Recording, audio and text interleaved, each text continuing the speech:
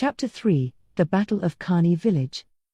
There was so much stuff randomly lying around the dressing room adjacent to Momonga's private quarters that there was barely anywhere to walk, from things like robes that he could equip to full suits of armor he had bought but then threw in there after discovering he had no use for them. And it wasn't just protective gear. There were weapons from staves to great swords, too, really just all kinds of things. In Yggdrasil, players could create infinite unique items by inlaying existing items with data containing crystals that defeated monsters dropped. Players who preferred a certain style often stocked up on those type of items. Which explained this room. Momonga casually chose a great sword out of the pile of countless weapons. It wasn't sheathed, so its silver blade gleamed in the light. The letter-like markings etched into the blade's cheek also caught the light and were clearly visible. He moved his arm up and down, testing the large sword's heft. It was extremely light, like a feather. Of course, it wasn't because the sword was made out of light material. Momonga was just that strong. As a magic user, he had high magic ability points and low physical ability points. Even so, by the time he hit level 100 he'd amassed quite a few physical ability points as well, so much so that it was a cinch for him to bludgeon lower-level monsters to death with a staff. The moment Momonga attempted to slowly change to a fighting stance, the sound of metal hitting something hard rang throughout the room. The sword that should have been in his hands had fallen to the floor. The maid standing by immediately picked up the great sword and offered it to him, but he didn't take it. He just stared at his empty hands. This was confusing. The existence of NPCs who behaved as if they were alive made him think this world wasn't the game, but these odd physical limitations made it feel like it had to be. In Yggdrasil, since Momonga had never learned a warrior class, it would have been normal for him to not be able to equip a great sword. But if this were a real world, common sense said he should be able to equip anything. Momonga shook his head and gave up thinking about it. He didn't have enough information, so no answer would come, no matter how hard he racked his brains now. "Clean this up," he ordered the maid and then turned to face the large mirror that practically took up a whole wall. In it was a skeleton wearing clothes. If the body you were used to changed into some weird other thing, you'd think you'd be frightened. But Momonga wasn't frightened at all. It didn't even feel unnatural. He felt like there must be some reason for that beyond the fact that he had logged so many hours in Yggdrasil with this body. He also felt that in addition to his looks, his mind had changed quite a bit, as well. First, there was that thing where whenever his emotions fluctuated in a big way, it was like something suppressed them to level him out. And his desire had weakened. He didn't feel like he wanted to eat or sleep. He didn't not feel sexual desire, but it didn't build even when albedo pressed her softness up against him. Assailed by the feeling he'd lost something very important, his eyes unconsciously moved near his waist. "I lost it before I even got to use it, huh?" The emotion went out of his extremely quiet utterance partway through. He had the awfully level-headed thought that perhaps especially the mental changes could be the result of an undead's perfect resistance to psychic attacks. "Right now, I'm an undead body and mind with the vestiges of a human clinging to them. That's why when my mood changes past a certain point, it gets suppressed." He wondered if there was any danger of going completely flat if he continued being undead. "Of course, even if I have changed, it doesn't mean much. No matter what this world is like, or what kind of being I am, I still have my will." Besides, there were beings like Shultir. It might be too soon to blame everything on being undead. Create greater item. The moment he cast the spell, full plate armor covered him from head to toe. It was rather expensive looking, the fluted type, gleaming raven black, with purple and gold accents. He tested some movements. His whole body felt heavy, but it wasn't so bad that he couldn't move. He would have thought there would be gaps between his body and the armor, considering he was all bones, but it fit perfectly. "So, just like in Yggdrasil, I can equip an item if I create it using magic?" Impressed, he looked through the slit in his close helmet at the mirror and saw a splendid warrior standing there. It was impossible to take him for a caster. He nodded emphatically and swallowed despite the lack of spit. He felt like a child who was about to say something he knew would make his parents mad. "I'm going out for a bit." "The guard is ready for you," the maid replied promptly, but this. He hated this. The first day the honor guards trooped after him, it was a little overwhelming. The second day, perhaps because he'd gotten used to them, he'd wished he'd had someone to brag to. And the third day, he suppressed a sigh. It was too much, walking around with an entourage, receiving deferential bows from everyone he met. If he could just let them follow him without thinking too hard, he might have been able to endure it, but that wasn't possible. He had to act the part of ruler of the great tomb of Nazarick and never show even a hint of weakness. For a regular guy like Momonga, it was mentally exhausting. Even if any large emotional fluctuations reversed to level out, it still felt like his brain was being simmered on low heat. And then there were the beautiful, you could probably say super beautiful, women who waited on him constantly, practically never leaving his side. He would have thought that as a man that would make him happy, but he ended up feeling more like his personal space was being invaded. This mental fatigue must be another vestige of my humanity. In any case, it was no good for the ruler of the great tomb of Nazarick to be so mentally burdened in this crisis. There was the danger he might commit an error in some critical situation. "I need to recharge." Having reached that conclusion, Momonga opened his eyes wide. Of course, his face didn't move at all, the flames in his eyes just burned brighter. "No, that's not what I meant. I'm going to go make some rounds on my own." Please wait, my lord. If something should happen to you while you are out alone, we would not be able to die as your shields."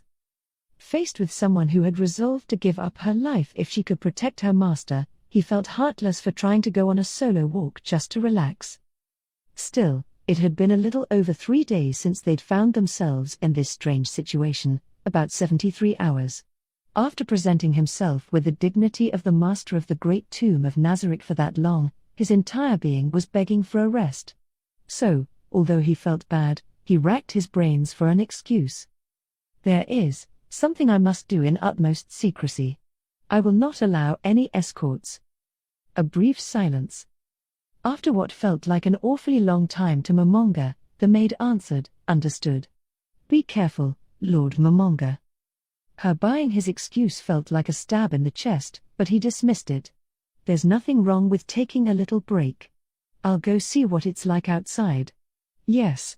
It's crucial for me to see where we've been teleported to with my own eyes." The more he thought about it, the more excuses he came up with, probably because he was aware that what he was doing was wrong. Shaking off the nagging guilt, which manifested almost like someone was holding him back by his hair, not that he had a scalp, he used his guild ring. He teleported to a large room. There were long, narrow stone platforms for laying out corpses, not that there were any now, on either side. The floor was made out of some kind of polished white stone. Behind him was a staircase that descended until it reached a large double door, the entrance to the great tomb of Nazarick's first level. The torches in the sconces built into the walls were unlit, the only light was the pale glow of the moon coming in through the main entrance. This was the part of the tomb closest to the surface, the central mausoleum. Even though just walking across the spacious room would take him outside, Momonga couldn't move his feet. He'd encountered something that unexpected. Across the room he saw a crowd of grotesques. There were 3 types of monsters, 4 each for a total of 12. One of these types had hideous demonic faces with fangs. Their bodies were covered in scales and their strong arms were equipped with sharp claws. They had long snake-like tails and blazing wings of flame. They fit the image of a demon very well. The second type of monster had female bodies sporting black leather bondage gear and crow heads. The final type was a demon that wore armor open wide in front to display their magnificent abs. If it weren't for their bat wings and the horns sprouting from either temple, they wouldn't even look like monsters. Although their faces were those of beautiful men, their eyes glimmered with a desire that could never be fulfilled. Their names were Evil Lord Wrath, Evil Lord Envy, and Evil Lord Greed. All of their eyes turned at once to focus on Momonga, but none of the monsters made a move. It was a gaze worthy of the word, their eyes exerted an almost physical pressure. All these monsters were a level somewhere between 80 and 90 and had been positioned as guards around Demiurge's residence, the red-hot shrine where the gate to the 8th level was. Normally, undead mobs under Shaltier's control would be stationed this close to the surface, so why would Demiurge's bodyguards here? With the appearance of a demon, who had probably been there behind them from the beginning, but difficult to make out in the shadows, that mystery was solved. Demiurge. When his name was spoken, a puzzled look appeared on his face. It could have been either that he wondered why his lord and master was in such a place or that he was surprised by the appearance of an unfamiliar monster. Momonga bet on the smaller chance and continued walking. Even if his true identity hadn't been revealed by him standing there, it was too suspicious to remain. He decided to walk along the wall and try to slip past the demons without paying them any attention. He knew painfully well that their gaze was following him. He wanted to look at his feet, but he willed his weak spirit into submission and walked proudly, chest out. When the distance between them had closed, the demons, as if by previous arrangement, all got down on one knee and bowed their heads. Bowing at the front of the line, naturally, was Demiurge. His movements were so smooth and refined he reminded Momonga of a nobleman out of a story. "Lord Momonga, what in the world are you doing here without your guards? And what are you wearing?" They'd seen through him instantly. He figured there was no helping the fact that he got caught by the one said to be most intelligent in all of the Great Tomb of Nazarick, but he realized it might have been obvious, anyway, because he had teleported. Only someone with a guild ring could teleport freely within the tomb, so it was a dead giveaway. "Ah, well, I have my reasons. And as for why I'm dressed like this, I'm sure you already know." There were various shades of emotion crossing Demiurge's graceful features. Several breaths later, he answered, "My apologies, Lord Momonga, but I am unable to fathom the depths of your profound. Call me Dark Warrior." "Lord Dark Warrior?" Demiurge looked like he wanted to say more, but Momonga endeavored to ignore it. He knew it was an embarrassingly generic name, but it fit right in with the other monster names. There wasn't any deep reason for the name change. Now the only ones present were Demiurge's underlings, but they were all right near the entrance. There would probably be lots of minions coming through and he didn't want them all calling him Momonga, Momonga.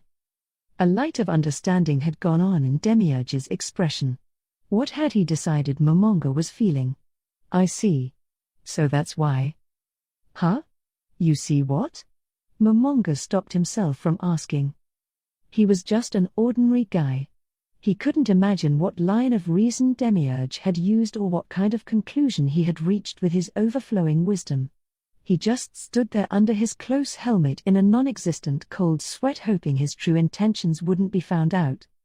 "Lord Mo, Dark Warrior, I have grasped one part of your profound intentions. It is certainly a show of consideration befitting our ruler, however, it would not do for me to overlook you being out without an escort. I deeply understand what a bother this must be, but I beg that you will pity me with your mercy. I suppose I have no choice. I will allow one guard to accompany me." An elegant smile spread across Demiurge's face. "I appreciate you granting my selfish request, Lord Dark Warrior." "You don't need the Lord with Dark Warrior. Surely you can't be serious. Such a thing would be unforgivable. Of course, if it were for an infiltration mission or I was on a special mission and had orders from you to that effect, I would obey them, but do you think there is anyone in all of Nazarick who could refer to you, Lord Momonga, I mean, Lord Dark Warrior, without Lord?" Momonga was overwhelmed by Demiurge's ardent speech and nodded several times. That said, inside, he had the feeling that this repeated emphasis on Dark Warrior was meant to poke fun at the absurdity of it, and he began to regret choosing the name so hastily. "How rude of me. I am taking up your precious time, Lord Mo, Dark Warrior. Then, you all stand by here and explain where I've gone." "Understood, Master Demiurge." "Well, it seems like your minions have agreed. Shall we, Demiurge?" Demiurge bowed as a token of his subordination, and Momonga slipped past him to head out. Demiurge straightened up a moment later and accompanied him. Why was Lord Mo, Dark Warrior dressed like that? "I don't know, but there must be some reason. The evil lords who had remained quietly voiced their questions. They hadn't known it was him just because he'd teleported. There was another way. Momonga could not perceive them, but all the minions in the great tomb of Nazarick, or rather, all the minions that belonged to Ainz Ooal Gown, gave off a wavering signal. They used this signal mainly to determine if someone was an ally or not. And the 41 supreme beings, currently just Momonga, felt to the minions like absolute rulers. It was such a bright signal that it could be sensed even at a distance. That was why, even though he was covered in armor, there was no mistaking him. They would have known it was him instantly, even if he'd strolled in instead of teleported. And it was easy to distinguish that signal from any others. The double door leading to Nazarick's first level opened, and someone walked up the stairs. The signal that seemed to emanate to them was that of a floor guardian. Reaching the top of the stairs, captain of the floor guardians, the beautiful Albedo, came into view. Registering the arrival of the person their direct master had been waiting for, the evil lords got down on one knee. Albedo took their obedience in stride. She looked around the room without even stopping to notice them. She turned to the evil lords only after not managing to find whom she was looking for. Then she walked in front of them and asked no one in particular, "I don't seem to see Demiurge around. Do you know where he is?" "Well, actually, someone by the name of Lord Dark Warrior came here alone a little while ago, so Master Demiurge left to accompany him." "Lord Dark Warrior? I don't know any minions by that name." "And Demiurge, a guardian, accompanied him. Isn't that a bit absurd?" The evil lords glanced at one another, unsure what to do. Seeing this, Albedo smiled gently. "Might a bunch of minions be daring to hide something from me?" Though there was kindness in her words, the evil lords sensed the iciness of a final warning and concluded this was not something they should hide. "Master Demiurge judged that this Lord Dark Warrior was the one whom we serve." "Lord Momonga was here?" Her voice was a bit frantic. An evil lord replied calmly, "Well, his name was Lord Dark Warrior, but..." "What about his guard? Did they know he was coming here? If Demiurge agreed to meet me here, he must have known Lord Momonga was coming. Ah, but more importantly, I need clothes. Draw me a bath." She fingered her dress. Since she had been working in various places without rest, her clothes were dirty and the ends of her hair were tangled. Even her wings were a bit of a mess. But for such a peerless beauty as Albedo, that amount of grit was hardly a minus at all. In the same way that 1 subtracted from 100 million meant practically nothing, her beauty was hardly detracted from. But from Albedo's point of view, she was not fit to present herself to the one she loved above all others. "The nearest bath is in Shaltier's room? She'll be suspicious, but I have no other choice. You guys bring me some clothes from my room. On the double." Albedo was about to race off, but one of the evil lords called out to her. It was an envy. "Mistress Albedo, if you'll excuse me, would it not perhaps be better to go as you are?" "What are you talking about?" She stopped, and the reason she bristled was that she felt she was being asked to show herself to him filthy. "Ah, I meant that the fact that such a beautiful woman as yourself has been working so hard for him might make a good impression and be advantageous for you in the end." "Not only that," another evil lord continued, "if you take a whole bath and make all the preparations to go before Lord Momonga, Dark Warrior, that would take quite some time. If you missed him, it would be such a waste." Albedo moaned. It annoyed her, but they were right. "That makes sense. It seems it's been so long since I've seen Lord Momonga that I'm not thinking quite straight.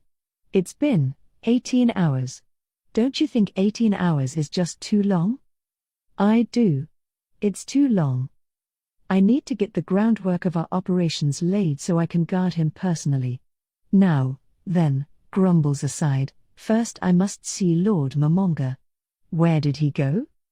"He went outside just a moment ago." "I see." Her reply was curt, but she was smiling in anticipation of seeing Momonga, and her wings fluttered adorably. Her footsteps were quick as she bustled by the evil lords. Then she stopped and addressed them once more. "I just want to ask one more thing. Do you really think Lord Momonga will take it as A+ if I show up all dirty? The scenery that stretched out before Momonga after he left the mausoleum was breathtaking. The part of the Great Tomb of Nazarick that was above ground took up more than 2,000 square feet. It was protected by a thick wall 20 feet high, which had 2 entrances, the main and rear gates. The graveyard's undergrowth was trimmed short, creating a refreshing atmosphere. On the other hand, however, a large tree cast gloomy shadows here and there with its drooping branches. Countless white gravestones formed disorderly rows. The neatly trimmed undergrowth and disorderly gravestones combined to create severe discord. Statues of angels and goddesses made with notable artistic merit were scattered about, warping the chaotic design to brow-furrowing levels. There were fairly large mausoleums in each of the cardinal directions and then a huge one in the center of the graveyard. The central mausoleum was surrounded by armed warrior statues about 20 feet tall. This central mausoleum was the entrance to the Great Tomb of Nazarick and the place from which Momonga had just come. Standing at the top of the broad white staircase, he silently looked out at the world.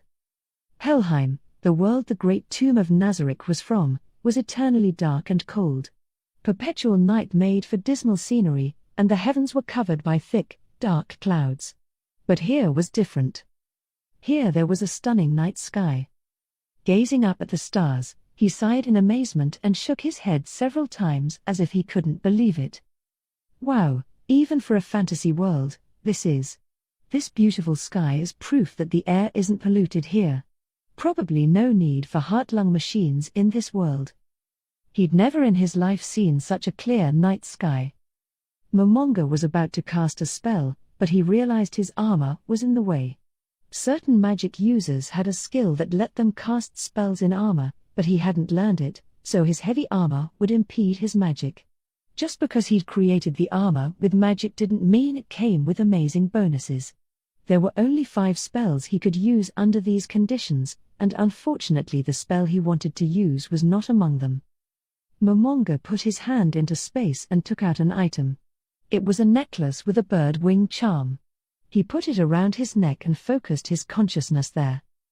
Then the one spell it contained was unleashed. Fly. Freed from the yoke of gravity, Momonga glided lightly into the air. He went to ascend all at once, increasing his speed as he flew. Demiurge rushed to follow, but Momonga didn't pay him any mind. He just kept flying straight up. How far up am I? Momonga's body slowed to a halt. He practically tore his helmet off, and when he looked at the world below, he said nothing. No, he was unable to say anything. The night sky banished the earth's darkness with its pale light. Each time the wind made the grass sway, it was like the world was sparkling. The stars and a great celestial body reminiscent of the moon shone in the heavens. Momonga sighed as he spoke. It's just stun. No, a cliched word like stunning doesn't even begin to capture it. I wonder what Blue Planet would say if he could see this. If he could see this world that doesn't seem to have any air, water, or soil pollution. Momonga remembered his old friend, the one who had smiled self-consciously when he got called a romanticist at an offline gathering of guildmates, who was so kind, a man who loved the night sky. No, what he loved was nature, with its vistas that were mostly lost now due to pollution. He'd started playing Yggdrasil to experience scenery it was impossible to see anymore in the real world. And the thing he'd worked hardest on was the 6th level. The night sky there, in particular, was a realization of his ideal world. He'd always get so excited when he was talking about nature, really, a bit too excited. How nuts would he have gone seeing this world? How passionately would he have gushed to me, that low voice of his getting higher and higher. Craving a dose of Blue Planet's wisdom for the first time in a while, Momonga looked to his side. Of course, no one was there. There was no way anyone would be there. Dimly feeling something akin to loneliness, Momonga heard the sound of flapping wings. Demiurge had transformed.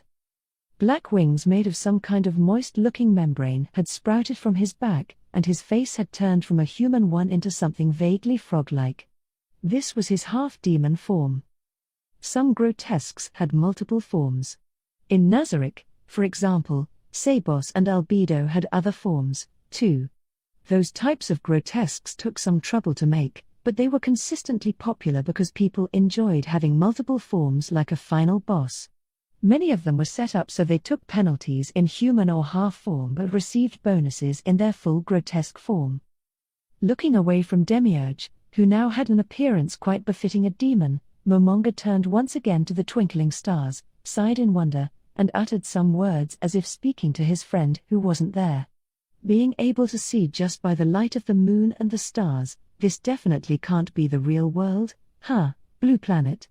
Everything sparkles like a box of jewels. Perhaps it is a box of jewels.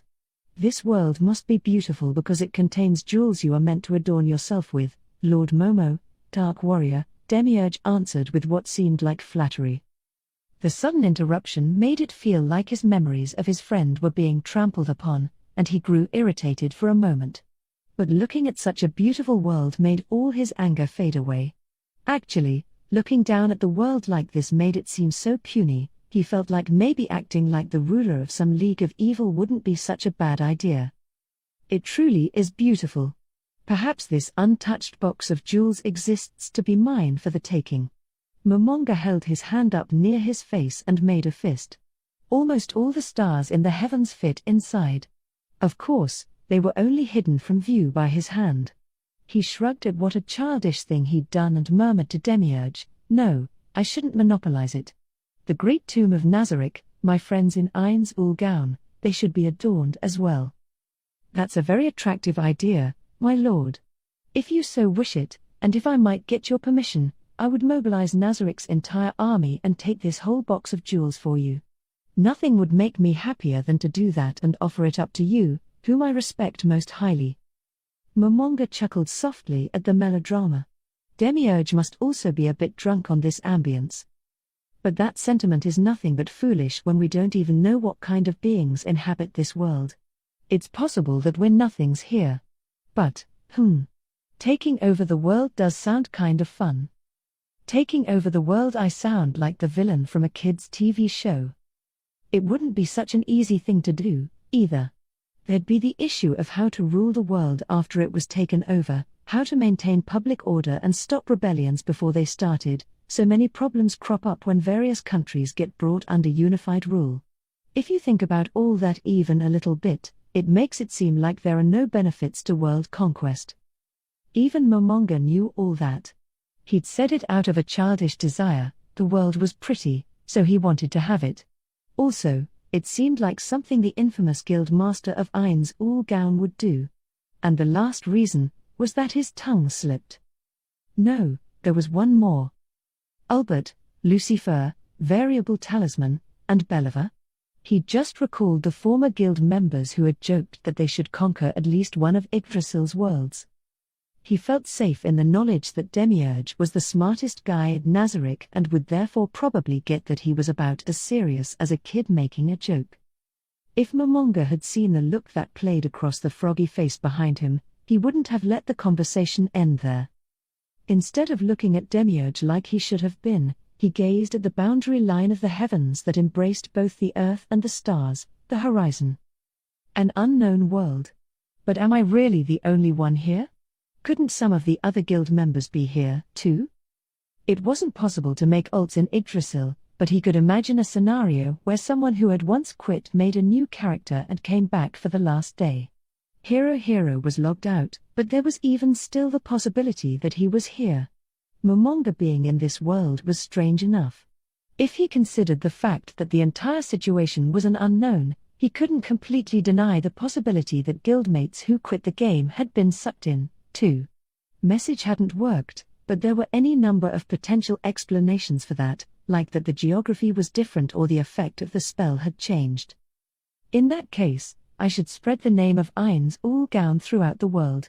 If someone from his guild were here, they would hear of it, and once they did, they would surely come to find him. He was confident that their bonds of friendship were at least that strong. Tossed on the ocean of his thoughts, Momonga looked at Nazarick. A huge spectacle was just beginning. A span of dirt more than 100 yards wide began to undulate like the sea. The little swells rising one after the other out of the plain slowly moved in one direction, swallowing each other up. They gradually began to form one mass, and eventually it grew to the size of a hill and swept toward Nazarick. The attacking dirt broke on the solid walls and scattered. It was just like the spray of a tsunami. Earth surge. Not only did he use a skill to expand its area of effect, he's using a class skill as well. Momonga whispered, impressed. There was only one person in Nazarick who could use magic like that.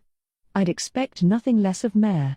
Seems like leaving the camouflage work up to him was the right choice. Indeed. Besides Mare's efforts, we are utilizing undead, golems, and other minions who do not experience fatigue to do some of the work, but unfortunately they are making little progress. When they move some earth, the land is left bald. We'll need to grow some plants in order to conceal it, which only makes more work for Mare. The walls of our castle are so vast, it makes sense it would take some time to cover them. The problem will be if we are discovered partway through. What precautions have we taken? An early warning network is already in place. We can now detect any sentient being that comes within about 3 miles instantly without their knowledge. Splendid. But are there minions in that network?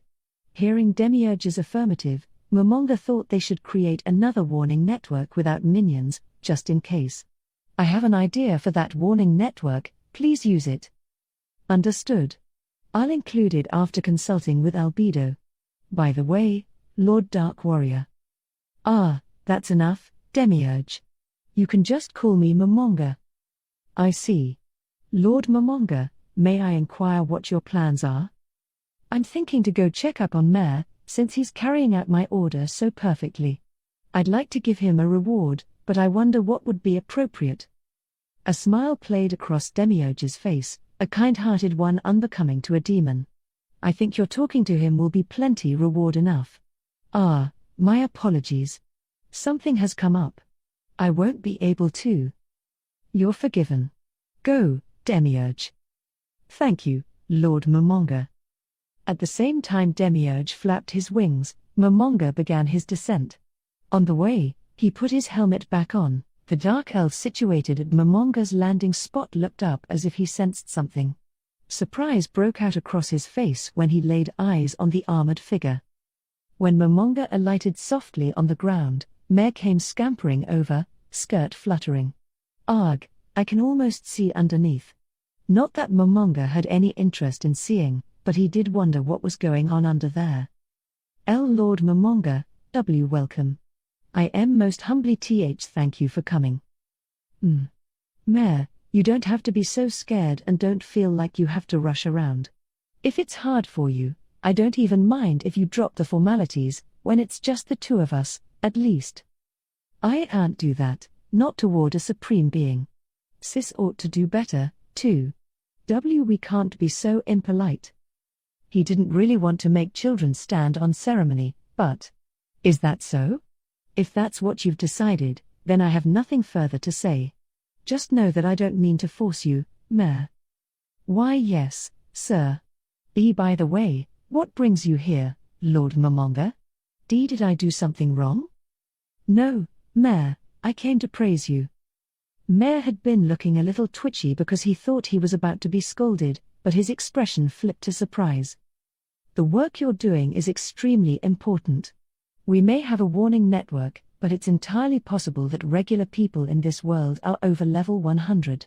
If that's the case, the most important thing we can do is prevent them from discovering us. Mare nodded. So I want you to know how satisfied I am with your flawless work and how much peace of mind I get by entrusting this to you. One of Momonga's ironclad rules from his days as a working adult: good bosses praise their subordinates' work as appropriate. The Guardians had a much higher opinion of Momonga than he warranted. In order to not lose their loyalty, he had to act the part.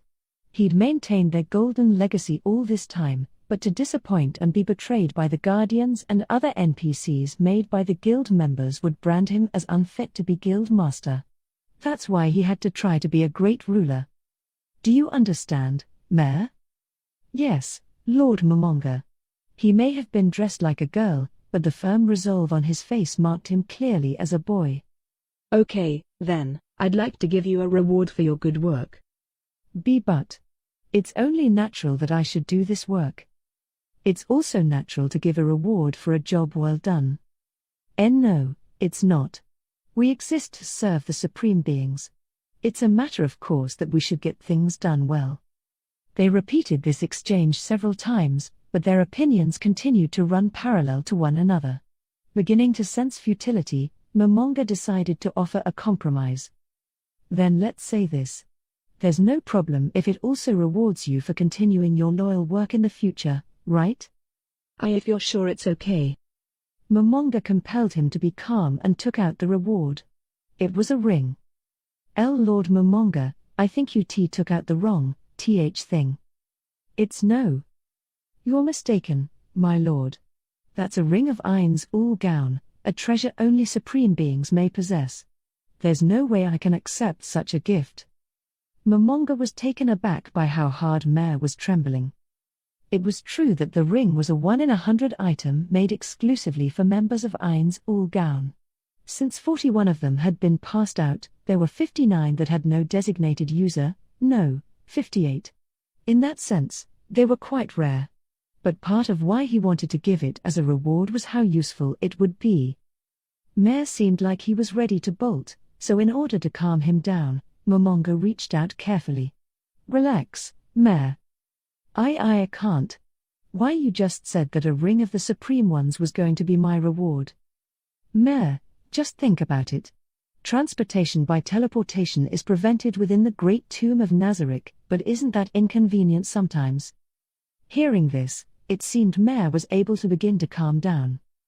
In the event we are attacked, I want each floor guardian to act as commander on their level. If they can't teleport, if they can't escape easily, that won't work very well. That's why I want you to have the ring. The ring resting on Momonga's upheld palm gleamed in the moonlight. Mare, having your loyalty pleases me greatly.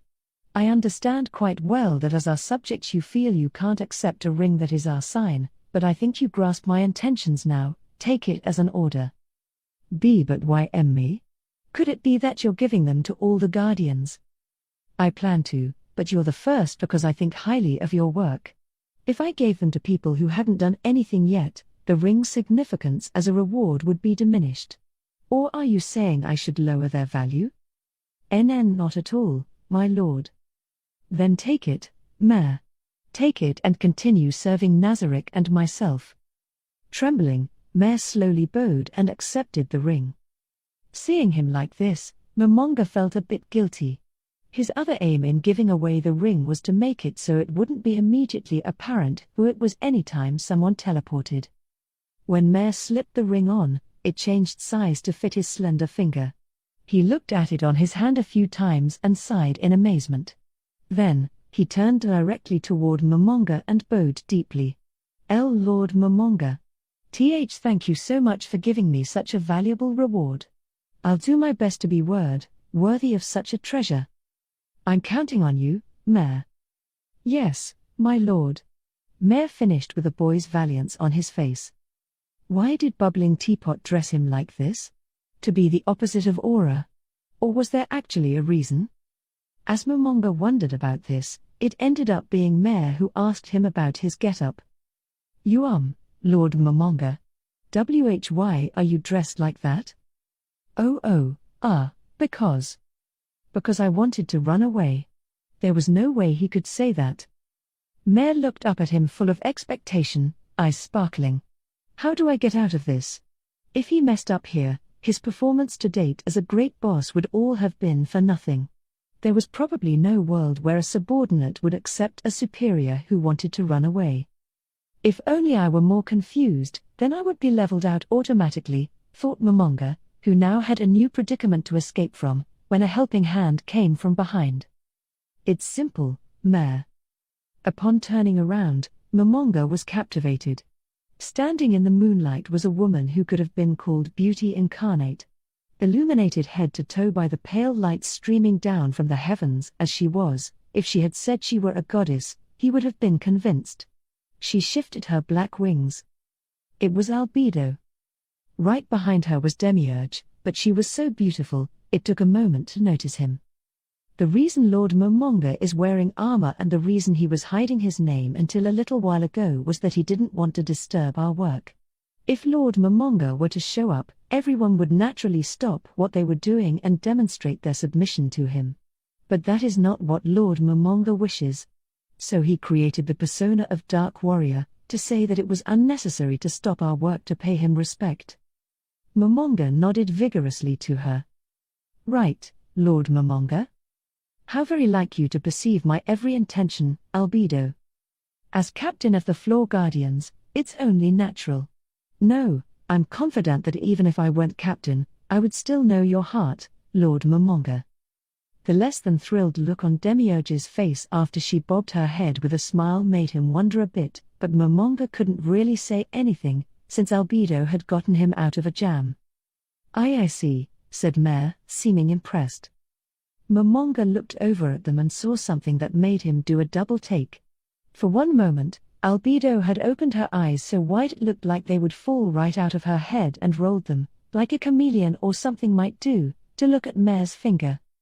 Her face returned to normal before Momonga could even think anything of it.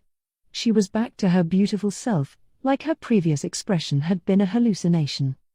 Did you need something? No, nothing. Okay, well then, Mare, sorry to bother you. Take a break and then keep working on the camouflage. I will. Then, if you'll excuse me, Lord Momonga. Momonga nodded gently, and Mare scampered off, stroking his ring.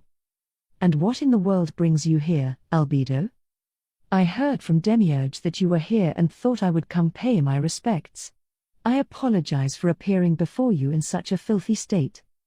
She said she was filthy, but it didn't really seem that way to Momonga. Certainly there was some dust on her clothing, but it didn't mar her beauty. You needn't apologize for that, Albedo. Your radiance could not be dimmed by a little dust. I do feel bad for running around such a flawless beauty like you, but this is an emergency. Sorry, but I'm going to need you to keep bustling about Nazarick a bit longer. For you, Lord Momonga, I would run any distance. I'm grateful for your loyalty. Oh, Albedo. I should give you one of these, too. One of, what? I wonder. As Momonga took out a ring, she lowered her eyes a bit and tried to keep her features neutral. Of course, it was a ring of Ainz Ooal Gown. You need one of these, too, since you're the captain of the Floor Guardians. Thank you, my lord. After Mare's reaction, the lukewarm reception was a bit of a letdown, but he soon realized he'd misread her. Albedo's lips were twitching as if she were desperately trying to hold her expression together. The jerking of her wings was probably also the result of her trying not to flap them. The hand she'd taken the ring with, at some point her fist had opened, was shaking. With all those signs, he'd have to be stupid to not understand how she really felt. Strive to be loyal. Demiurge, I'll have one for you another time. Understood, Lord Momonga. I shall endeavor to be worthy of such a great ring. Well, I finished what I came to do. I guess I'll head back to the 9th level before I get scolded. Albedo and Demiurge saw him off with a bow as he teleported away with his ring. He had the feeling that right as the view before his eyes was changing, he heard a woman's voice shout, "Sweet." But he figured he had misheard, since Albedo would never use such an inelegant expression. 2. They were nearing the village's edge. Behind them, Henry heard the clanking of metal, and at a regular pace, too. Praying in her mind, she glanced back. As she'd thought, as she'd worried the worst-case scenario might be, a knight was chasing them. But we're so close. She wanted to hurl the words in frustration, but she held them back. She didn't have any energy to waste. She took ragged breaths one after the other. Her heart was beating so fast she thought it would explode, her legs shook and it felt like she might run out of strength and collapse to the ground at any moment. If she had been alone, she probably would have despaired and lost the energy to run. Her little sister, whose hand she held, gave her strength. Yes, the wish to save Nemu's life was the only thing keeping Henry going now. She threw another glance over her shoulder as they ran. The distance between them had not changed much. Despite the armor, the knight wasn't slowing down. The difference between a trained knight and a village girl was painfully clear. She was sweating and her entire body was assailed by a coldness. At this rate, she wouldn't be able to escape with Nemu. "Let go of her hand," she heard a voice say. "You might be able to make it on your own. Do you want to die here? It might be safer to split up." "Shut up, shut up, shut up." She ground her teeth and gasped a rebuke at herself. "I'm the worst big sister. Nemu looks like she's about to cry, so how come she doesn't?" It was because she believed in Henry. She believed her big sister would save her. Clasping the hand that gave her the energy to run and the courage to fight, Henry thought, who could abandon a sister like this? Arg. If Henry was severely fatigued, Nemu was completely exhausted. She cried out as she tripped and nearly fell. The reason she didn't fall was that the two of them were connected by their tightly held hands. But having to pull her threw Henry off balance as well. "Hurry. I am." But when they tried to run again, Nemu's leg cramped up and wouldn't move right. When Henry panicked and went to pick her up, she realized in horror that the knight was right next to them. The sword the knight held was slick with blood. And that wasn't all. His armor and helmet had both been splattered. Henry stared the knight down, shielding Nemu. "There's no point in resisting." There was no tenderness in his words. They were said with more of a sneer. His slimy tone seemed to imply that he could kill them either way. Henry's chest burned with rage. What is he talking about? The knight slowly raised his sword.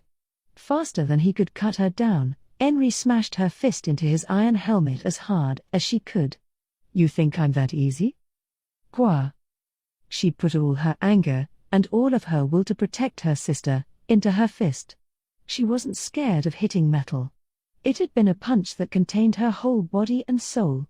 She heard the crunch of bone, and the pain shot through her entire body a moment later.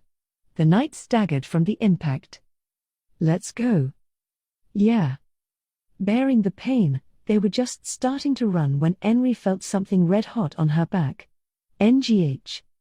You little." The humiliation of having underestimated a village girl must have made the knight angry. What had saved her, in fact, was that he'd lost his composure and swung so carelessly. But now she'd run out of luck. She was injured and the knight was mad. The next blow would surely be fatal. Henry glared bitterly at the sword raised over her head. She could look at it with the sternest expression in the world, but its ominous sparkle told her two things. 1. In a few seconds, she would almost certainly die. 2. As a mere village girl, there was nothing she could do to escape. There was a bit of her own blood on the tip of his sword. It reminded her of the awful pain spreading out from the wound with each beat of her heart and the hot sensation she'd felt when she'd been cut. She'd never been in this much pain before, and it scared her so much she felt sick. "If I throw up, maybe the burning in my chest will go away, too." But Henry was trying to find a way to survive. She didn't have time to vomit. Although she was nearly discouraged, there was one reason she couldn't give in to despair: the warmth in her heart for her sister. "I have to at least save Nemu." That thought didn't allow giving up as a choice, but the knight in full plate armor blocking their path sneered at her determination. The sword came down. Whether achieved by some trick of extreme concentration or her brain being activated by the life-threatening situation, it felt like time had slowed down. Henry flailed for a way to survive, for a way to save Nemu. But there was nothing. If she had an idea, it was only to use herself as a shield, a last resort where she would take the sword with her flesh and make sure he couldn't get it out. She'd grab onto him somewhere, or maybe even onto the blade itself as it cut into her. In any case, she'd grab as hard as she could and never let go. Not until the last of her life flickered out. If that was the only option she had, then she just had to accept it. The smile of a martyr appeared on her face. "This is about all I can do for my little sister now." It was unclear whether Nemu would be able to escape the hell their village had become on her own. It was entirely possible that there was a lookout making sure no one ran into the forest. But if she could make it through this, she at least had a chance. For that slim chance, Henry would bet her life, no, everything. Even so, fear of the imminent pain made Ainz shut her eyes. She braced herself in the raven-black darkness for the agony that would come. 3. Seated in a chair, Momonga gazed at the mirror directly in front of him. The image reflected in the mirror, about 3 feet in diameter, was not Momonga's. Instead, it reflected a grassy plain from somewhere else, as if it were a television. The grass calmly swayed in the breeze as if to prove that it wasn't a still image.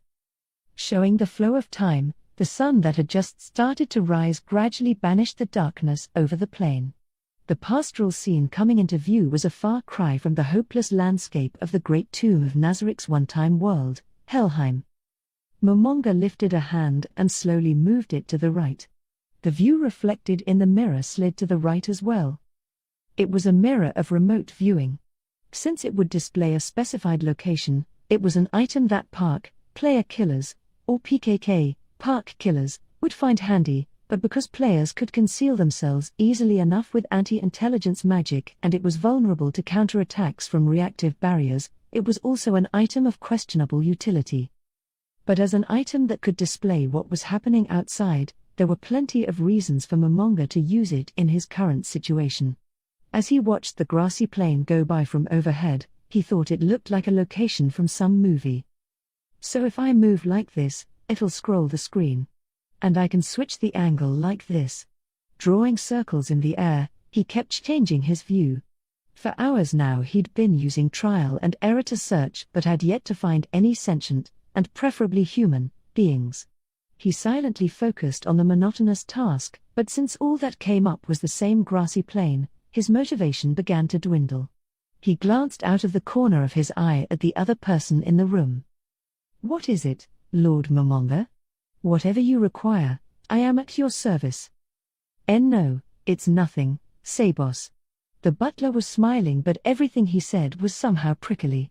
He respected Momonga absolutely, but it seemed he was a bit miffed about him going out without an escort. It had been like this ever since Momonga had returned from the surface and Sabos had caught him to give him advice.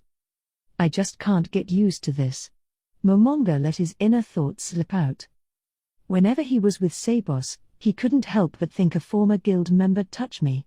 Not that there was anything strange about that, considering Touch Me had created Sabos. But why did they have to be so similar that they're both equally scary when they're mad? Grumbling inwardly, he turned his attention back to the mirror. Once he figured out how to control this thing, it was taking a while, he was planning to teach Demiurge to use it. This was the idea he'd had for the warning network. Even though it would be easier to leave this up to his subordinates, he was doing it himself with the questionable aim of getting them to think, "That's our ruler, all right," when they saw him working. That's why he couldn't just get fed up partway and abandon the project. "I gotta figure out how to get the viewpoint up higher. If only there were a user manual," he thought as he continued working. How long had he been doing this? Probably not that long, but if he didn't get results, he would feel like he'd been wasting his time. With a glazed look on his face, he moved his hand absent-mindedly and the view changed dramatically. "Whoa," he shouted, a mix of surprise and triumph. It was like the cheer of a programmer in his 8th hour of overtime who made a random edit that somehow got his code to work. There was applause in response, from Sabos obviously. "Congratulations, Lord Momonga. I can only say that I would have expected nothing less." He'd only been using trial and error, so it didn't seem like the type of work that deserved so much praise. It made him a little suspicious, but the look on Sabos's face was genuine admiration, so he decided to accept the sentiment. "Thanks, Sabos, but I'm sorry to make you hang around here with me for so long." "What are you saying, Lord Momonga?" "As a butler, the reason I was created was to stand by and obey your orders. There is nothing whatsoever to feel sorry about. However, it is true that some time has passed. Would you like to take a break?" "No, that won't be necessary. I'm undead, so I don't get negative status effects like fatigue. If you need a break, though, you can take one, I don't mind." "I thank you for your kindness, my lord, but what butler can rest while his master is still at work? I also experience no physical fatigue, thanks to an item. I will accompany you until you are finished." Momonga had realized something about his conversations with the NPCs. They talked using some video game expressions as if they were totally normal: skills, classes, items, levels, damage, negative status effects. There was something sort of funny about saying all those words with a straight face.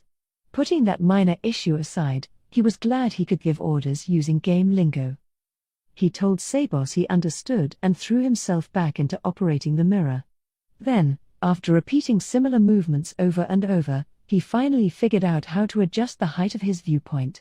Grinning, he earnestly set about searching for people.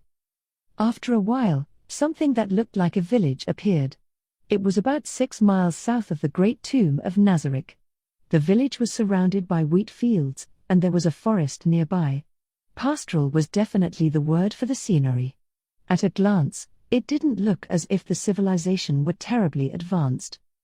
As he zoomed in, something seemed off. Are they having a festival?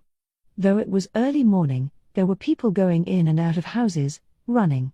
Everyone seemed to be in a hurry.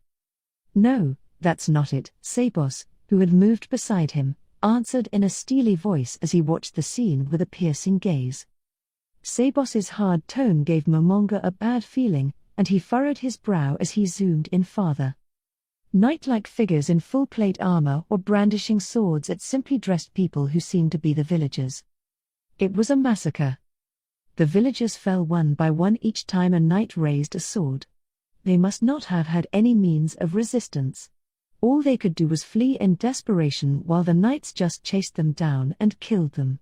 Horses the knights must have ridden in on were standing in the fields eating the wheat. TCH. Momonga clicked his tongue and went to change the view. This village held no value for him. If he thought he could have gotten some information, there might have been a point to saving it, but like this, no. I should ignore them. As he made this cold-hearted judgment, Momonga suddenly felt confused. There was a slaughter in progress and all that came to mind was what Nazarick stood to gain. The emotions he would have taken for granted, pity, anger, uneasiness, were completely missing. He felt like he was watching animals on TV, or insects in the dirt, playing out survival of the fittest. As an undead, am I already counting humans as a different species? Nah, couldn't be. He hurried to justify his thoughts with an excuse. I'm not some hero. I may be level 100, but as I said to Mare, normal people here might be that. I can't just go charging into a situation when I'm in a world where anything could be possible. The knights may be killing the villagers in a very one-sided way, but there could be a reason for it: disease, crime, a lesson. There are any number of possible reasons. If I step in as a third party to drive the knights away, I might make an enemy of the country they serve. Momonga put a hand to his head, to his skull. It was absolutely not the case that the scene failed to faze him because he had ceased to be human and transformed completely into an undead, immune to psychic effects. His hand slipped and a different part of the village showed up on the screen. 2 knights were breaking up a struggle between a villager and another knight. They forcibly dragged the villager away and made him stand up, with one knight restraining his hands. Then, as Momonga watched, the other stabbed him with his sword. The blade went clear through the flesh and came out the other side. That's probably fatal. But the sword didn't stop there. The knight stabbed once, twice, 3 times, over and over, as if taking out his anger. Finally he kicked the body away, and it fell, splurting blood, to the ground. Momonga and the villager's eyes met. Or perhaps he just thought they did. Nah, this has to be a coincidence. Unless there was anti-intelligence magic involved, there was no way the villager could know he was being observed. His mouth worked frantically, spilling a bloody froth. His eyes were already glazing over, and it was impossible to tell where he was looking. Still he clung to life and was able to get some words out. "Please, my daughters." "What will you do?" Sabos asked, as if he'd been waiting for the right time. "There's only one answer. Ignore them. We've nothing to gain by saving them," Momonga answered calmly. "Understood."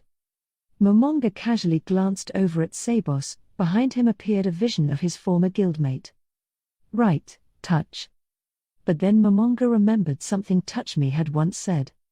When someone's in trouble, it's only natural to help them. Back when Momonga had started playing Yggdrasil, there were people going around hunting grotesques like him. The quote was a memory from those times. He'd kept getting Park D and was almost to the point of quitting the game when Touch Me had reached out to help him.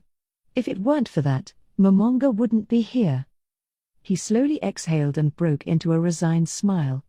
With that quote in his mind, he couldn't very well not go and help them. I'll repay the debt I owe you. I have to test out my combat abilities in this world at some point, anyway. Talking to someone who wasn't there, he zoomed out to look at the entire village. He combed over it, searching for villagers who were still alive. Say boss, put Nazarick on the highest alert level. I'm going ahead. Albedo is standing by in the next room, tell her to fully arm herself and follow, but no Ginnugagap.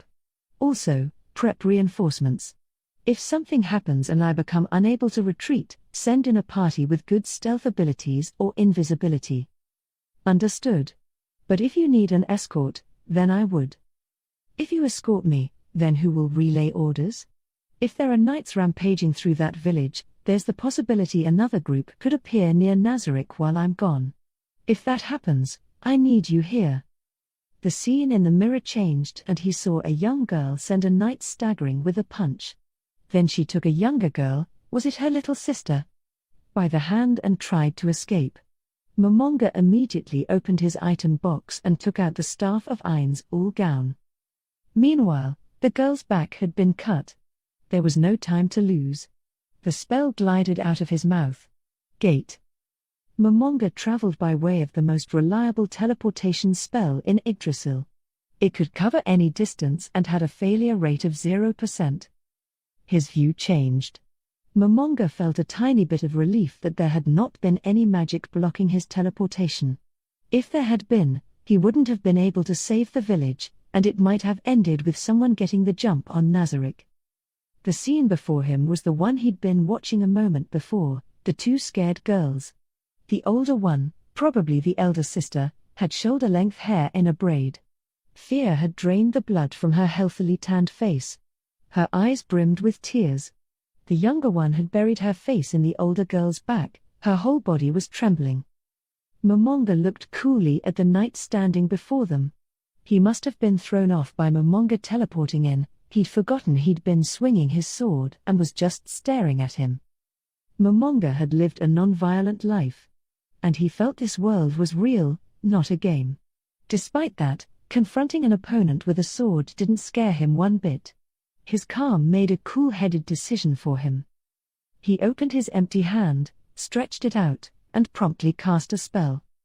Grasp Heart.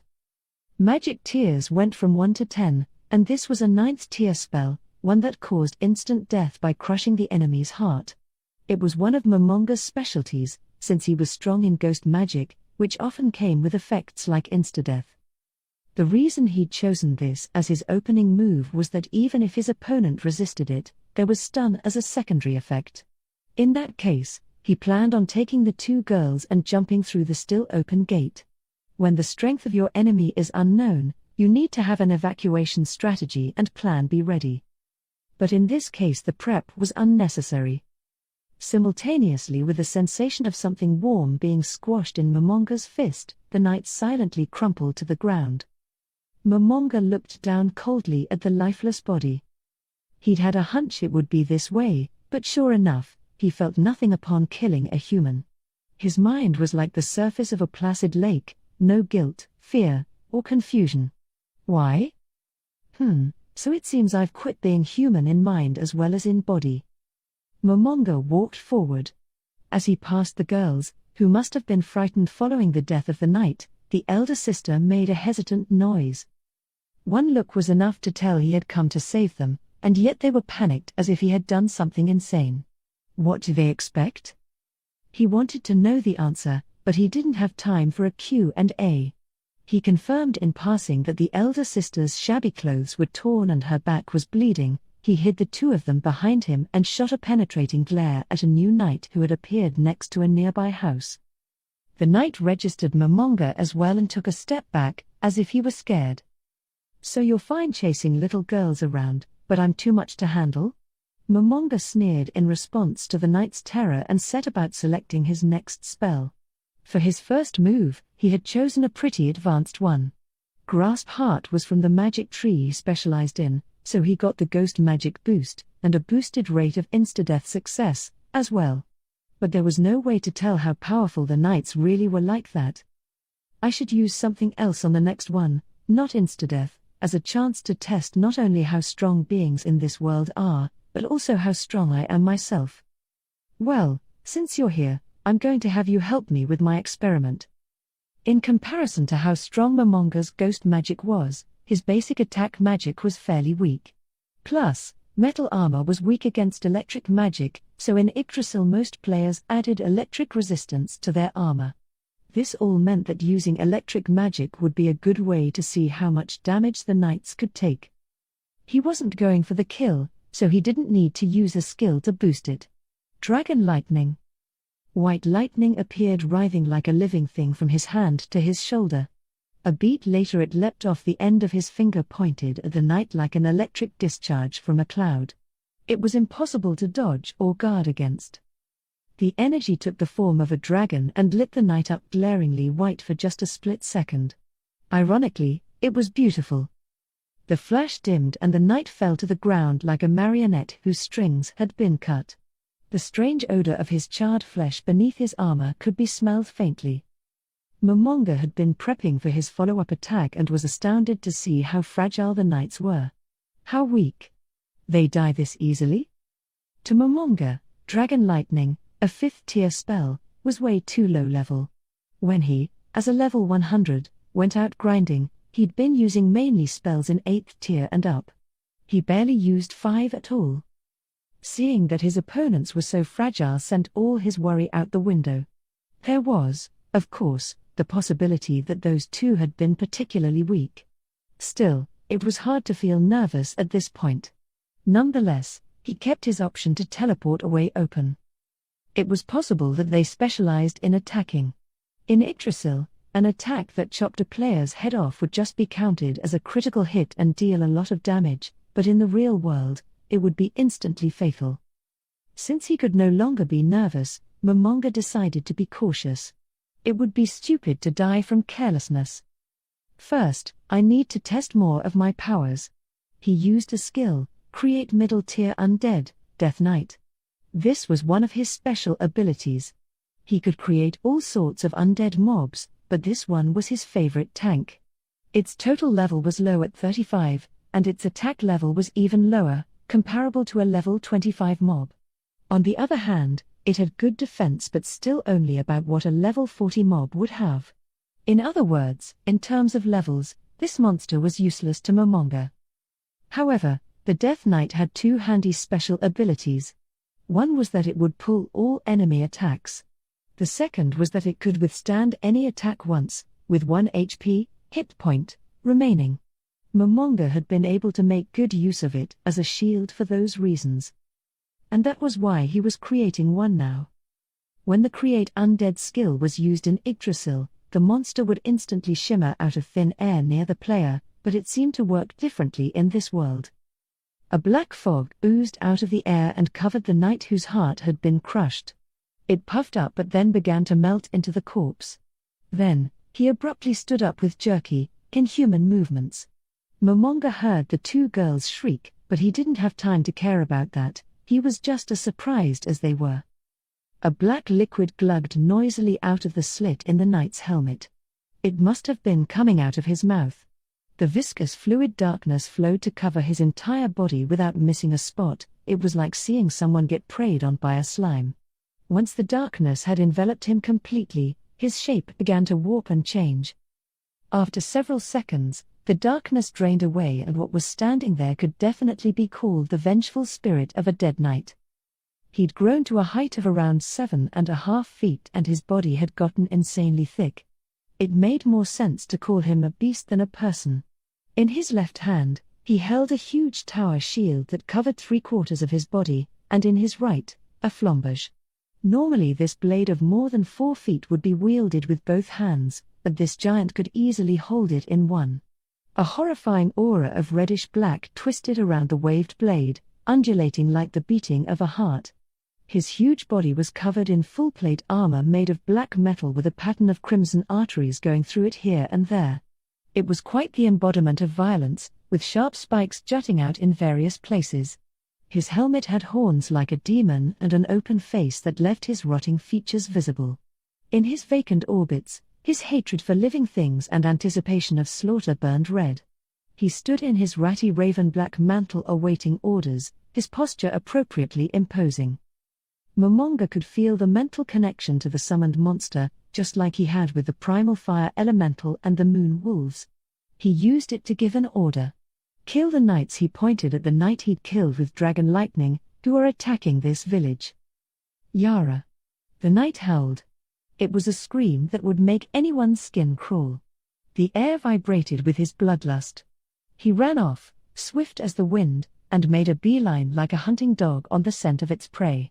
It seemed his perception ability, hate, was working.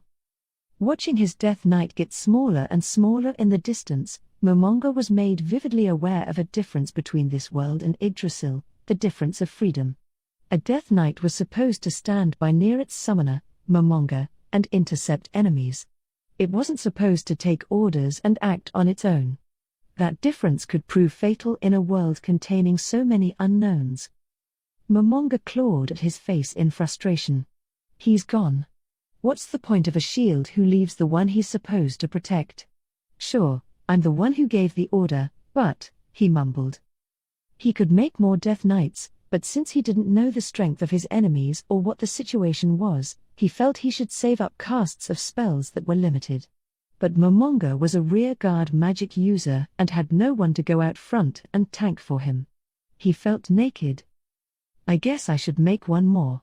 I'll see if I can do it without using a dead body this time, he was thinking, when someone came through the still-open gate just as it was beginning to expire and fade away. The figure was covered head to toe in demonic black armor. Not a single patch of skin showed among the thorny raven-black plates. It was equipped with a raven-black kite shield, and in its hands, wearing gauntlets with spikes like claws, it casually held a bardiche giving off a faint, sickly green glow.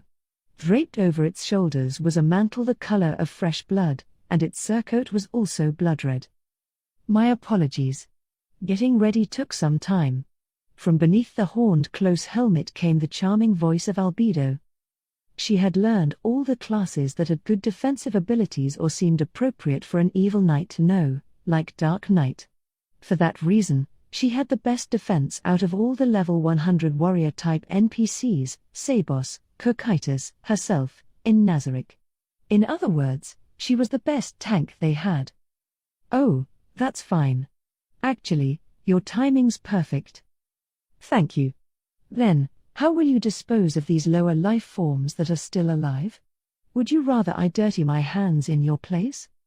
What did you hear from Sabos? Albedo said nothing. He didn't tell you? We're saving this village. Our enemies at the moment are the ones in the armor like that guy lying over there. Albedo indicated her understanding and Momonga looked elsewhere. Let's see. The two girls shrank and tried to hide themselves under Momonga's unreserved gaze. Maybe having seen the Death Knight is what is making them shake so hard. Or was it the howl? Or what Albedo had said? Maybe all of it. Momonga thought he would first try to show them he wasn't an enemy. Healing the elder sister's wound seemed like a fine way to do that, so he reached toward her, but the girls didn't see it the way he did. A wet patch appeared between the elder sister's legs. And then the younger sister's. The smell of ammonia drifted into the vicinity. Waves of fatigue Momonga wasn't even supposed to experience surged over him. He didn't know what to do. It seemed like asking Albedo for help would be a bad idea, so he decided to continue as he had been. It looks like you're injured. As an adult, Momonga had been trained to look past all manner of things. Pretending not to notice they'd wet themselves, he opened his item box and took out a bag. An infinity haversack, unlike its name, was limited to around £1,000. The items inside could be given menu shortcuts, so it was Yggdrasil basics for players to use a bag like this for things they wanted to use often. In one of his many infinity haversacks, Momonga finally found a red potion. It was a minor red potion, which healed 50 horsepower in Yggdrasil. Every player ended up using them early on in the game. But to Momonga, this item was useless. This type of potion used justice energy to heal, but for an undead like Momonga, justice had the opposite effect and worked as a poison. However, it wasn't as if all his guildmates were undead. That was why he hadn't thrown them away. "Drink this." He casually thrust it toward her. The older girl grimaced in horror. "I'll drink it. Just please don't make my see." "Sis." The younger girl tried to stop her, looking like she was about to cry. Momonga racked his brains. Why the tender family drama when all I did was save them and then offer a potion out of the kindness of my heart? Seriously, what the heck? They don't trust me at all. I was going to ignore them, but instead I saved their lives. It wouldn't be weird at all if the three of us were tearfully hugging right now. Or rather, that's what it would look like in a movie or a manga. But this is the complete opposite. What's the problem? Do you have to be good-looking to get that kind of ending? As various questions came up in Momonga's fleshless, skinless head, he heard a gentle voice. He tried to give you lower life forms a potion out of kindness, and you refused. You deserve to die 10,000 deaths. Albedo instinctively raised her bardiche. It was clear she was determined to promptly chop off both of their heads. Considering how he was being treated after risking danger to save them, Momonga understood how she felt, but he couldn't allow her to go through with it or the whole point of coming would be lost. Wait. Don't be too hasty. There's an order to everything. Lower your weapon. Understood. I obey your word, she replied in a velvet tone and returned her bardiche to its former position. Still, the thick air of violence coming off Albedo was more than enough to scare the two girls so much their teeth were chattering. Even Momonga could feel it in the pit of the stomach he didn't have. Anyway, we can't get out of here soon enough. There's no telling how bad things will get if we stay. Momonga offered the potion again. This isn't dangerous, it's medicine that will heal you.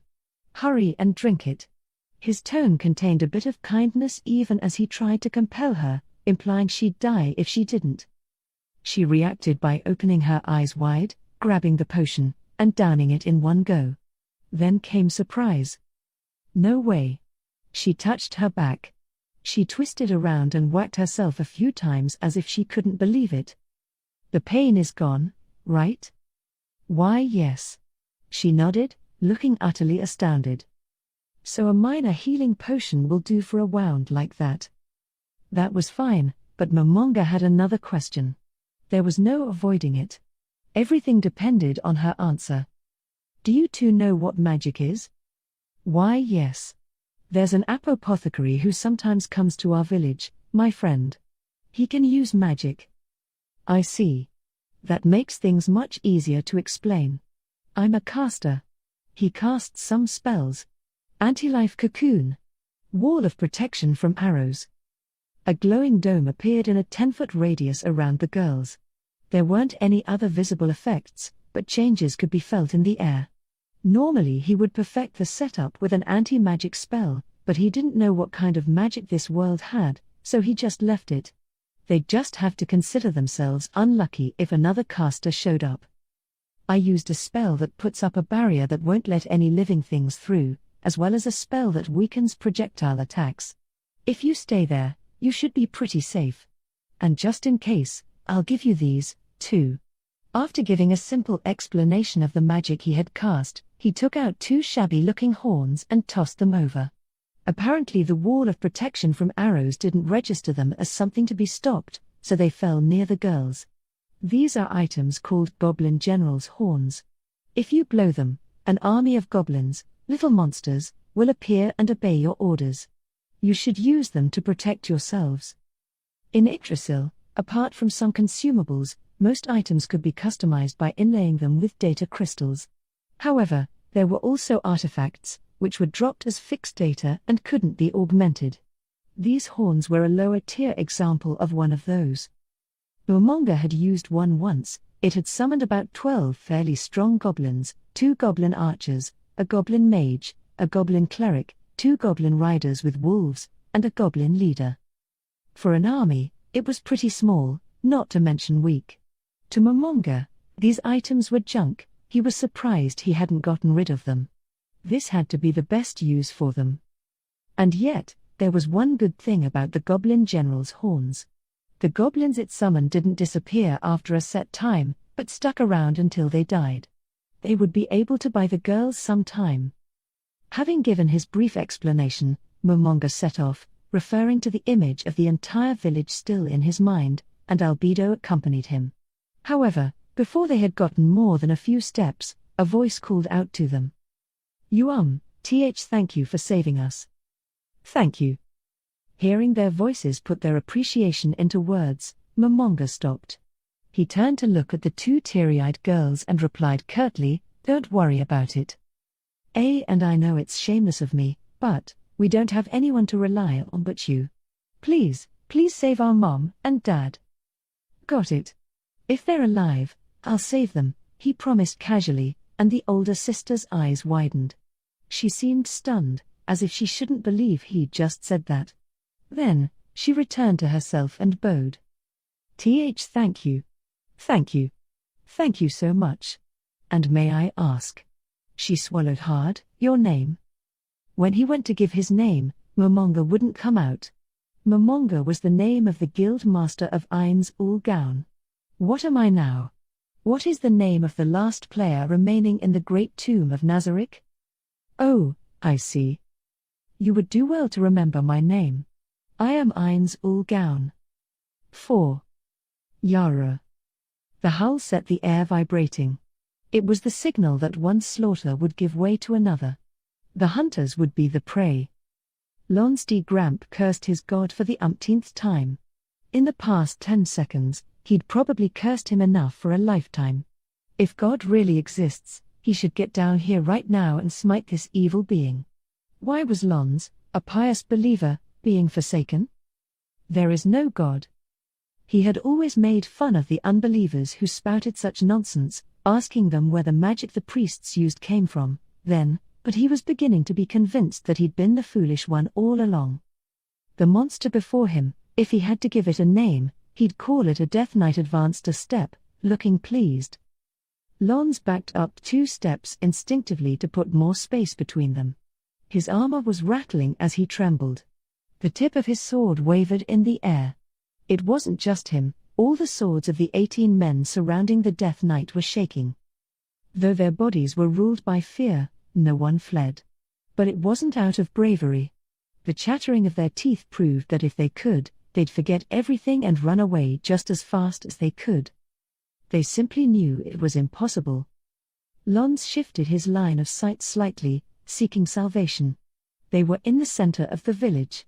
The 60 villagers they'd rounded up were watching them, terrified, from around the square.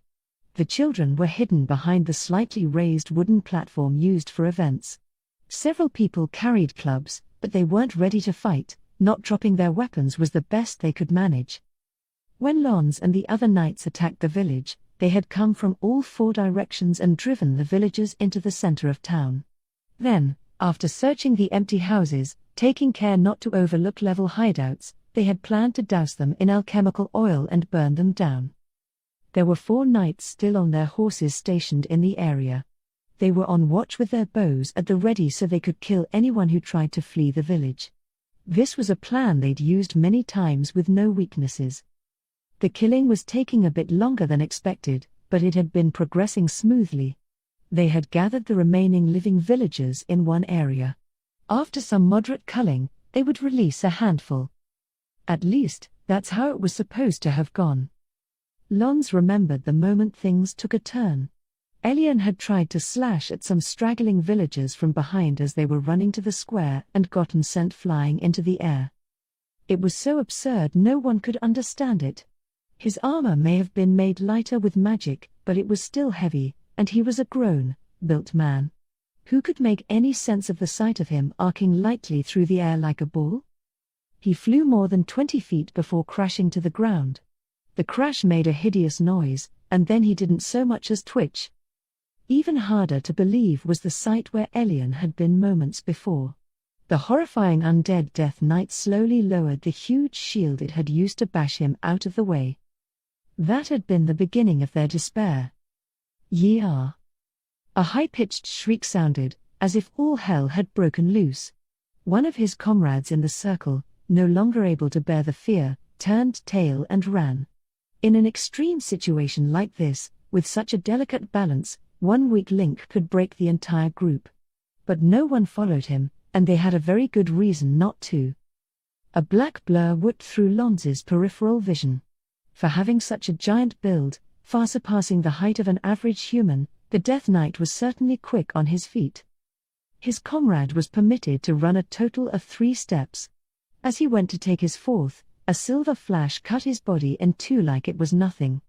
The left and right halves collapsed to either side and his pink entrails slopped out, sending a sour stench into the air. Krrrr, the Death Knight growled as he stood there bathed in blood, with his flambeau at the low end of its slash. It was a purr of delight. That much could be read from his face, even if it was hard to look at because it was rotting off. The Death Knight was enjoying this.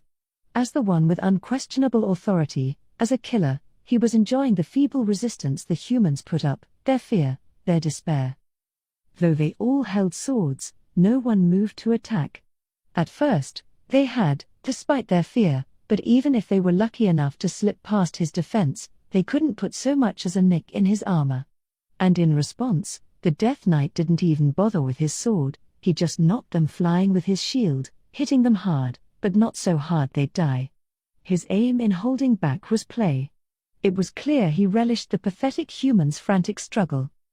He only swung his sword like he meant it when someone tried to run away. The first who had tried to run was Lilik, a good-natured enough fellow, if an obnoxious drunk. In a flash, all 4 of his limbs had been severed, and as the finishing touch, his head was lopped off. Seeing one of their own die was enough for the others to learn they couldn't run. Attacking was futile and they'd be killed if they ran. In that case, there was only one thing to do, die as this monster's plaything. Everyone was wearing close helmets, so it was impossible to tell, but they all must have realized their fate. Some were sniffling, grown men crying like children. They'd been the strong who had robbed the weak of their lives, and they'd gotten used to it, they weren't prepared to face the reverse. God help us. Some murmured between their sobs. Oh God. If Lonz wasn't careful, he felt like he'd soon be on his knees either praying or blaspheming. You bastards. Get that monster under control. A voice that grated on the ears like an out-of-tune hymn rang out among the supplicating knights. It had come from a knight right next to the Death Knight. Trying to tiptoe away from his comrade who'd been cut in half, he just looked ridiculous. Lonz frowned at the ungainly figure. Since the close helmet hid the face and the voice was strained due to fear, it was hard to tell who it was. Yeah, but there's only one guy who takes that tone. Commander Belius. Lonz grimaced. He'd been chasing village girls out of vulgar desire, then cried for help after getting into a fight with their father. When someone got them apart, he'd taken his rage out on the father by stabbing him over and over. That's the kind of guy he was. Back home he was a man of some means and only joined the company because he thought it would look good. They'd probably been doomed from the moment he was selected as commander. I'm too important to die here. Buy me some time. Be my shields. Of course, no one moved. Sure, he was commander, but nobody cared for him very much, so there was no way they would risk their lives for him. The only one who reacted to the shout was the Death Knight, who slowly turned in Belius's direction. Yeek. I'm impressed he could even get words out, much less get his voice to carry, standing that close to the Death Knight. Lonz was oddly impressed.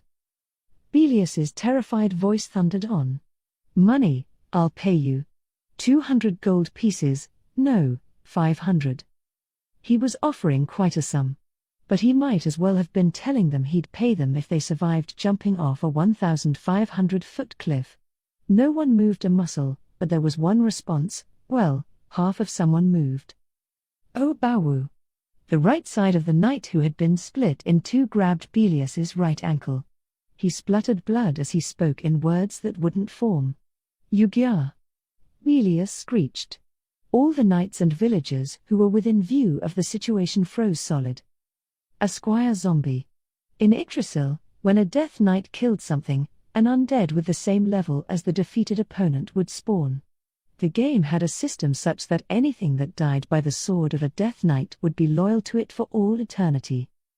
Belius's screech cut off abruptly and he collapsed onto his back, as if something inside him had snapped. He must have passed out. The death knight approached the now defenseless commander and stabbed him with a flamberge. Belius's body spasmed. "Arg, Oka!" Jerked awake by the pain, he screamed in a way that made everyone wish they could plug their ears. "Shab, shave me. Prius. Are you a mifing?" He'd frantically grabbed hold of the flamberge sticking out of him, but the death knight ignored that and began sawing up and down. A chunk of his flesh, plate armor and all, was cut off, sending a heavy splatter of blood flying. "Jayak, Jayak. I'll, Ahug, I pay you. Urge, shab me." His body spasmed violently several times and then went limp. The death knight, satisfied, moved away from the meaty wreckage. "No, no, no. Oh God." Several of the other knights, driven nearly insane, began to scream. The moment they ran they'd be killed, but to stay put was a fate worse than death. They knew both those things and so were helplessly paralyzed. "Pull yourselves together," Lons roared, cutting their shrieking short. It was so silent it felt like time had stopped. "We are retreating. Signal the horses and mounted archers. Everyone else buy us time until the whistle is blown. We're not going to die like that. Now, go." Everyone sprang into action at once. They moved in such perfect coordination it was like the paralysis of the previous moment had been a lie. They acted with the force of a waterfall. By following their orders like machines, they ceased thinking and could perform miraculous feats. They would probably never achieve such exquisite order ever again. The knights confirmed with one another what each of them would do. There was one knight with one of the whistles they used to communicate. They had to protect him. He backed away a few steps, cast away his sword, and went into his haversack for the whistle. "Yara." As if in response, the Death Knight charged. He was heading straight for the Key Knight. Is he aiming to destroy our means of escape and plunge us further into despair? Everyone was chilled to the bone. The raven-black flood surged closer. It was clear to everyone that whoever stood in its path would be killed, but they formed a breakwater anyway. They replaced their fear with an even more terrible fear, fueling themselves to act. The shield was brandished and a knight went flying. The sword flashed and a knight's upper and lower body were severed. Dazin. Moret. Take your swords and cut off the heads of those who've been killed, quickly or they'll come back as monsters. The men who were named hastily ran toward the dead knights. The shield was brandished again, and one was bashed and sent flying, the other attempted to block the flamberge coming down on him and was cut, sword and all, in half. In the space of a few breaths, 4 of Lons's comrades had lost their lives. Shuddering, he watched, like a true martyr, as the storm of raven black bore down on him. Though he had no chance of winning, he couldn't go down without a fight. He screamed a battle cry and swung his sword as hard as he could at the oncoming Death Knight. Perhaps the extreme situation had pulled out all the stops in Lons's body. Even he was astonished by what a powerful attack he'd unleashed. It was the best swing of his life. The Death Knight countered with his flamberge. One swing sent Lons's vision spinning. Below, he saw his headless body crumple to the ground. His sword sliced the air, making not so much as a scratch. At the same time, a horn resounded through the area. At the sound of the horn, Momonga, Ainz, looked up. Around him were scattered the corpses of the knights who had been on watch. Enveloped in the thick stench of blood, Ainz had been performing experiment after experiment, but wasn't prioritizing the right things. He cast away the knight's sword he held. The beautifully polished blade was dirtied when it fell to the earth. and I used to always be so jealous of people with abilities like reduce physical damage. Lord Ainz Ooal Gown. Ainz is fine, albedo. His simple reply seemed to confuse her. Oh, tee-hee. Is it really all right to be so rude as to abbreviate the name of our supreme ruler? Ainz didn't think it was such a big deal. It did make him happy, however, to hear that she held the name of Ainz Ooal Gown so sacred. His tone naturally softened. I don't mind, albedo. Until my old friends show up, this name is my name. So I allow it. Understood, but I will still attach the title. Ahem, my master, Lord Ainz, tee-hee-hee. By the way. She squirmed a bit, perhaps out of shyness. But since she was covered head to toe in full plate armor, none of her beauty shone through. The sight was so strange it was a bit awkward. See, could it be that, tee-hee-hee, you're letting me specially call you by this shortened? No. Being called such a long name every time would be annoying. I'm going to have everyone call me the same thing. Oh. Of course. I assumed. Her mood suddenly darkened. Next, Ainz asked her a question with a bit of anxiety, albedo. Do you find anything wrong with me calling myself by this name? I think it fits you extremely well. I think it's appropriate for the man I love, for the one who kept the supreme beings together. Originally, it was a name that stood for all 41 of us, including your creator Tabula Smaragdina. So how does it strike you that I leave all your masters out of this and take the name as my own? I realize this may invite your displeasure, but I will be so bold as to humbly offer one thought. If it causes you to furrow your brow in the slightest, please order me to kill myself. If one of those who abandoned us were to leave you, Lord Momonga, who stayed with us all this time, out of it and take the name, I may have felt it was wrong. But if it is you, my lord, and all the others' whereabouts are unknown, what else could I feel but happiness? Albedo bowed her head in a swift motion and Ainz said nothing. Nothing after the word abandoned had registered. All his former guildmates had left for a reason. After all, Yggdrasil was a game, not something one could sacrifice reality for. That went for Momonga, too. But did he harbor some suppressed rage toward his guildmates? For abandoning him? Maybe, maybe not. Human emotions move in mysterious, complicated ways. There's no answer. Albedo, lift your head. I've understood your thoughts. Yes, this is my name. Until some of my friends come to raise objections, it will refer to me only. Understood, Sublime Lord and Master. Nothing makes me happier than that the man I love should call himself by that sacred name. Love, huh? Despite his dark thoughts, Ainz chose to avoid the issue for the moment. I thank you. Oh, but Lord Ainz. Are you sure it's all right for me to be wasting your time like this? Of course, I am satisfied simply standing at your side, but, well, yes, a stroll might be nice. That wouldn't do. He had come to save the village. He already knew the girl's parents were dead. Remembering their corpses, he clawed at his face. When he'd seen their dead bodies, it was as if he'd seen two bugs lying dead in the road. He'd felt no pity, no sadness, no anger, nothing. Well, let's put aside the idea of a stroll, but it's true that we're not in any particular hurry. It seems the Death Knight is doing his job. I'd expect nothing less of an undead you created, Lord Ainz.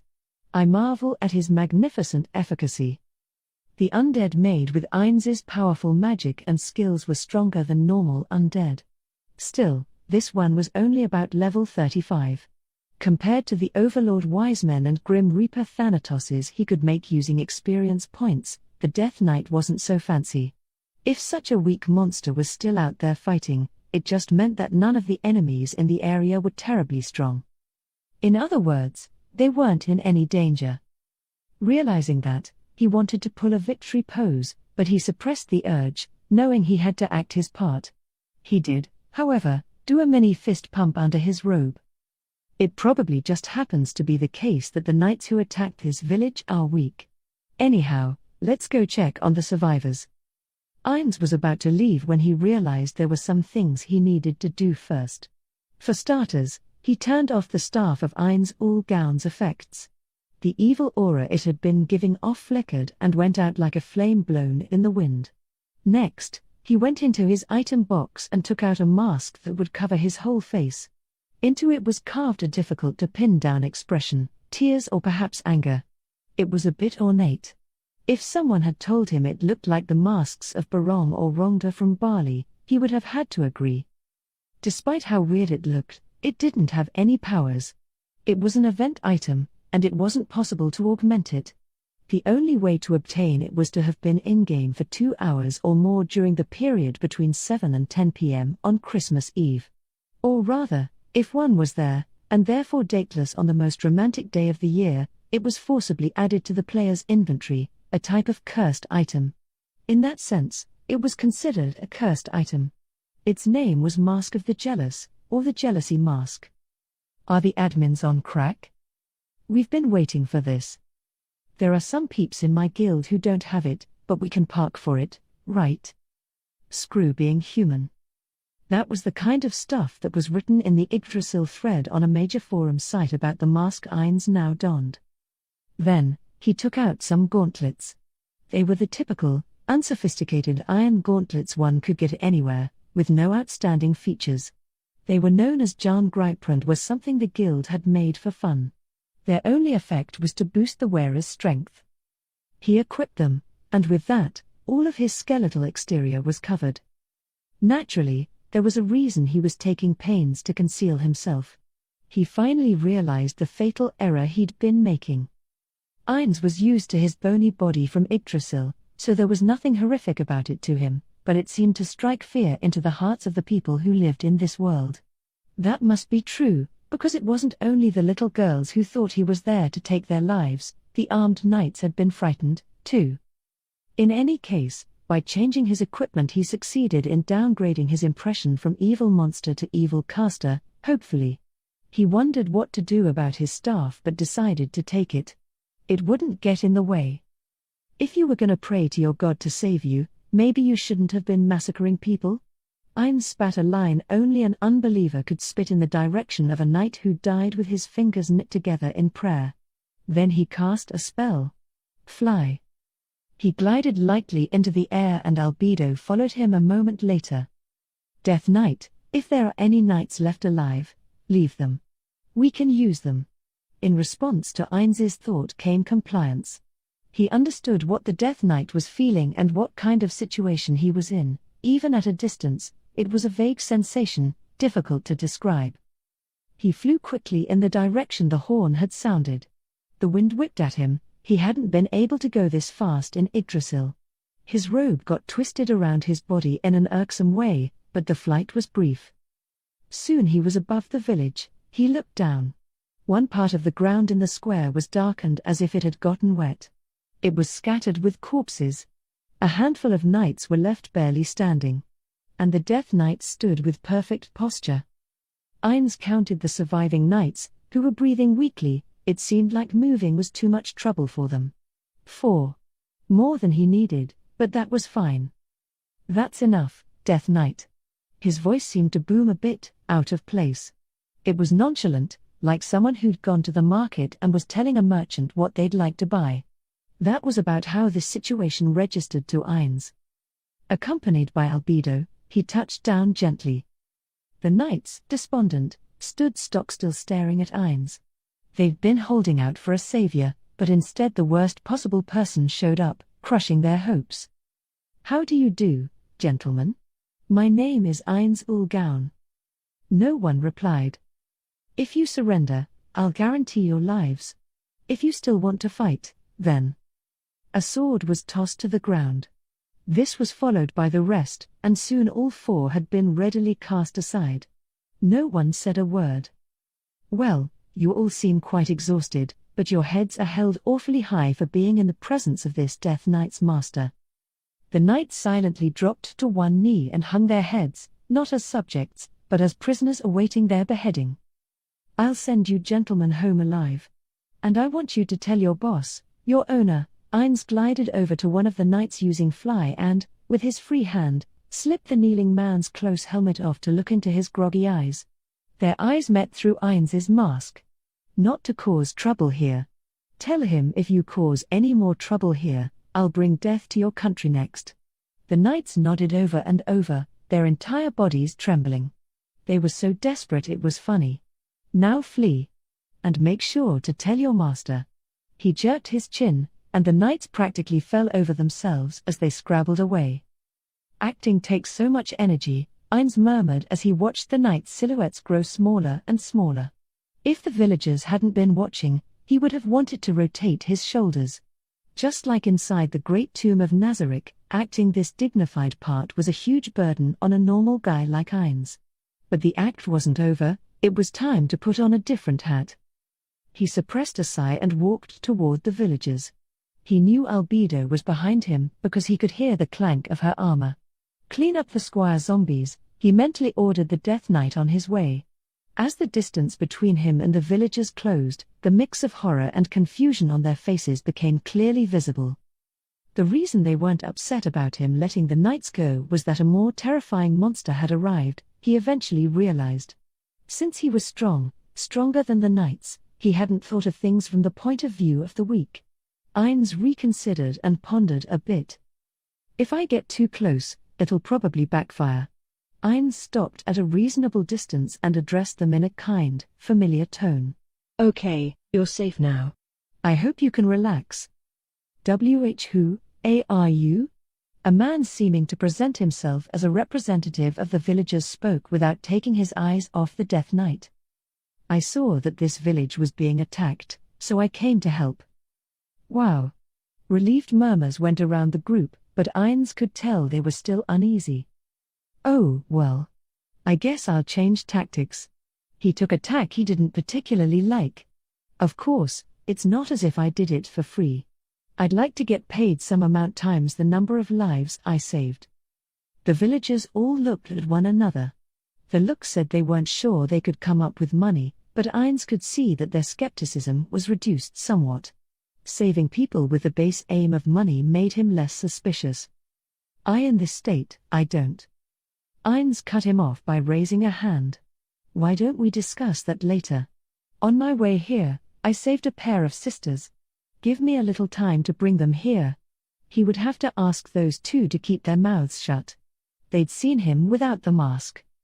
Ainz headed off at a leisurely pace without waiting for the villager's reply, wondering if memory manipulation magic would work.